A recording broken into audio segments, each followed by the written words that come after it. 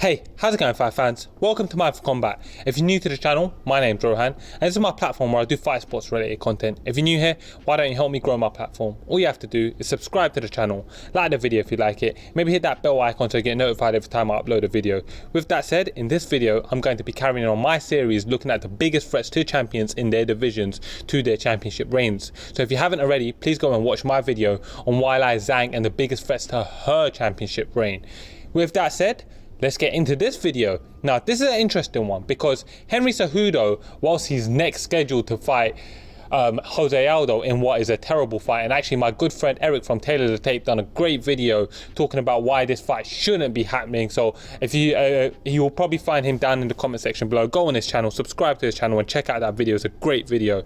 Anyways, shout out to Eric Dunn. Moving on into the video.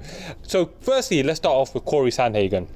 What's interesting with Henry Cejudo is where he's naturally a smaller guy, I believe 125 is actually the best fit for him, and that's where he would have the most success. I don't feel like 135 is his natural weight class, and although he's fighting at 135 and has got a championship at 135 and he's done well against Marlon Moraes, and I picked him to win against Marlon Moraes, I feel like actually this isn't the best division for him and his skills. And whilst he's abandoned 125, maybe as he's getting older, it's getting harder and harder to cut down, he isn't a natural 135er. You got to consider someone like Corey Sandhagen in comparison to him. So let's look at some stats with Henry Cejudo. Yes, he's 33 years old now, so he will start to slow down at some point. But he only stands at 5'4" and he has a 64-inch reach, which makes him a very small man and most certainly a very small bantamweight. Now, when you're comparing him to the first threat that I'm going to talk about, which is Corey Sandhagen, a guy who's still relatively unproven, coming up, he's got some good wins over the likes of Rafael Sunsao and John Lineker, two very talented fighters that I think a lot of. Still, he hasn't proven himself to be the best in the division just yet, and whilst he's looked impressive in some of those fights, I believe that Henry Cejudo has opportunities to win that. But just take a look at this. So firstly, Corey Sandhagen is 27. That makes him 6 years the junior of Henry Cejudo, meaning he's got plenty more time to peak than Henry Cejudo does.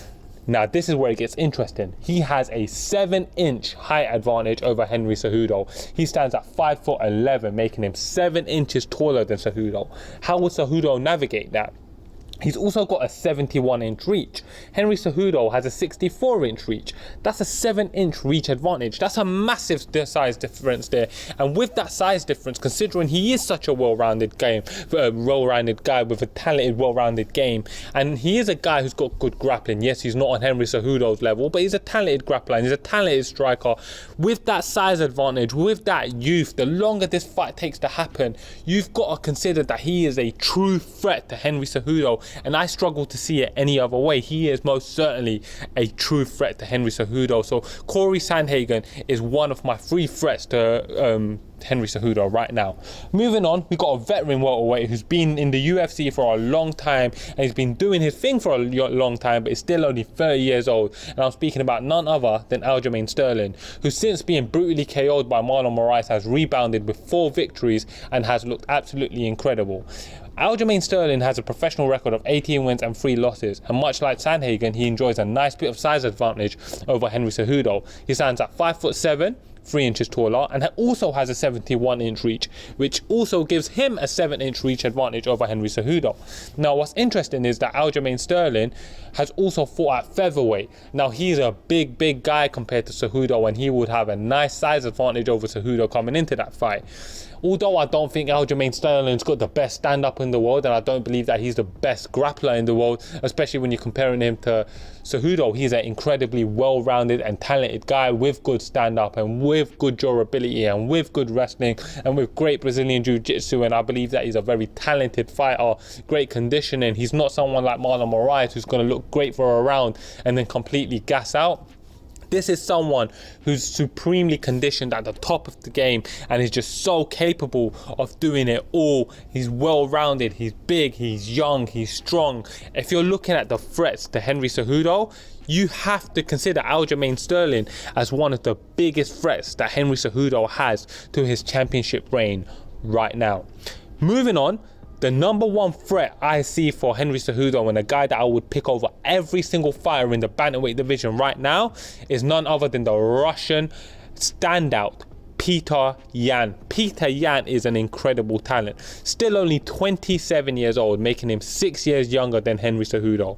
And much like these other gentlemen, he enjoys a nice bit of size advantage over Henry Cejudo. He stands at 5'7.5", making him 3.5 inches taller than Cejudo, and has a 67-inch reach, giving him a 3-inch reach advantage over Cejudo. He's also incredibly well conditioned, packs a lot of power in all of his strikes, and actually has a vast, and in my opinion, a vast advantage over Henry Cejudo when it comes to stand-up. I believe that Peter Yan's a vastly better striker than TJ Dillashaw, and he's a vastly better striker than Henry Cejudo. I believe this is the most talented striker in the bantamweight division right now, and I know that sounds like a lot of praise when you consider guys like Marlon Moraes are in the division. I just think a lot of Peter Yan. He's also shown that he's really tough to take down. So he's going to make Henry Cejudo have to work to get them takedowns. And when you consider how much bigger he is than Cejudo, that is a really tough proposition for Henry Cejudo ahead of him. And I would pick Peter Yan to win that fight. I believe that Peter Yan would outstrike him and would win that. And I'm happy to do a breakdown of that fight if that's what you guys want to see. So for my number one threat to Henry Cejudo, I have to lean on Peter Yan as being the guy who would beat him.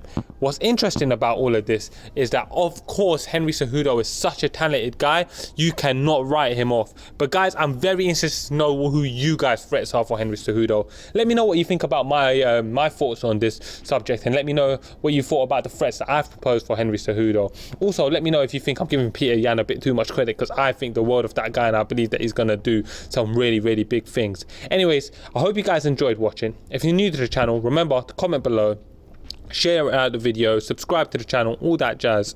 As always, I'm Rohan, and this is Mind for Combat. Thank you.